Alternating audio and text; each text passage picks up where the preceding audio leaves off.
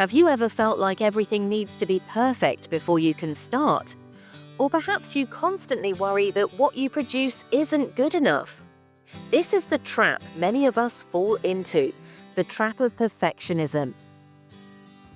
Perfectionism may seem like a positive trait at first, but in reality, it's one of the biggest barriers to progress.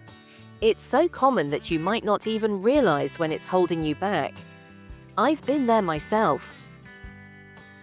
Often we don't start at all because we're afraid of making mistakes.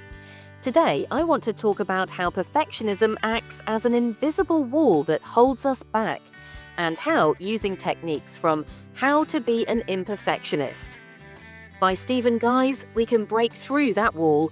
For each strategy, I'll also give you a practical exercise to try straight away. What is perfectionism? It's the belief that you must always aim for the best possible outcome and that nothing less is acceptable. It's the inability to accept any mistakes from yourself. But here's the problem. Nothing in this world is perfect. Stephen Guise explains in his book, perfectionism is focusing on the final result instead of the process. Instead of thinking about small steps and gradual progress, we wait for that magical moment when everything is perfect. And that's what keeps us from starting.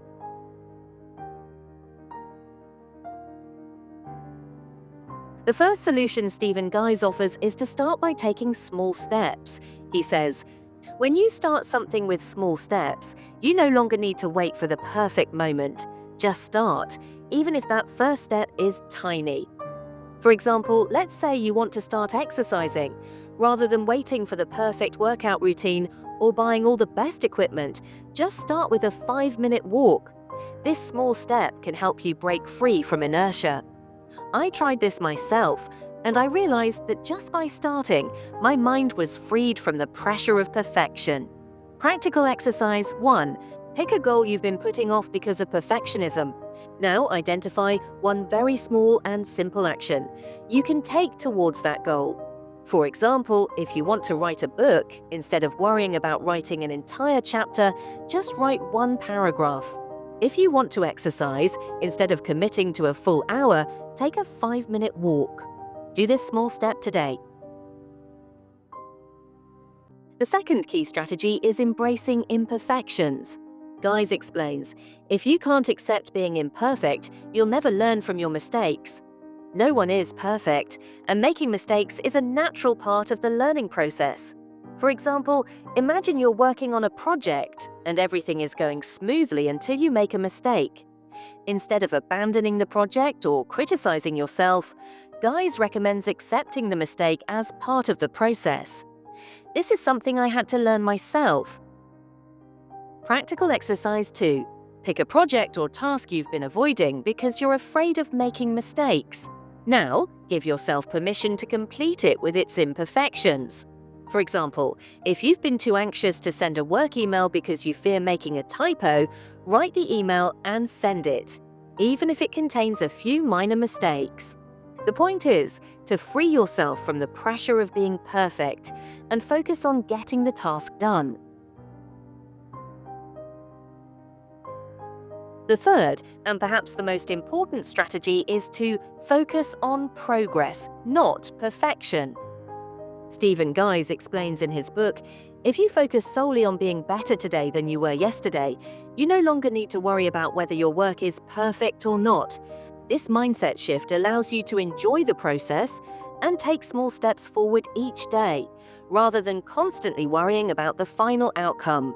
For instance, when I stopped focusing on achieving perfection and instead focused on just being 1% better today than I was yesterday, I noticed how the stress and pressure of perfectionism melted away. Practical exercise 3. For the next week each day, spend 5 minutes thinking about how you can improve by just 1% in one area of your life. Whether it's work, fitness, learning, or even relationships, the goal is to focus on daily, small improvements rather than big, perfect results. Every night before you go to bed, write down one thing you did today that was better than yesterday, even if it was just a tiny improvement. I used to be a perfectionist myself. I always thought everything needed to be flawless, and I never allowed myself to make mistakes. Perfectionism kept me from starting many things because I was waiting for the perfect moment. But when I began applying these strategies, especially starting with small steps, accepting imperfections, and focusing on progress instead of perfection, I was able to break free from this destructive mindset. You no longer need to wait for the perfect moment. Just start even if that start is imperfect. Remember, every day take a small step, even if it seems insignificant. These small steps will help you break free from the paralysis of perfectionism. Accept that mistakes and imperfections are part of the process. No one is perfect, and you don't need to be either. Rather than constantly worrying about whether your work is perfect, focus on making gradual improvements. Each day, aim to be a little better than the day before. Now it's your turn. How do you deal with perfectionism? Have you ever noticed it holding you back from progress? Share your experiences in the comments below. I'd love to hear your thoughts. At Holistic Harmony, our goal is to achieve a balanced life. If you share this goal with us, join our community. Help us reach more people interested in this topic by liking, commenting, and sharing this video. Also, follow the channel to stay up to date with our latest videos and interact with other members of our community. Thanks for watching. Until next time, take care and stay harmonious.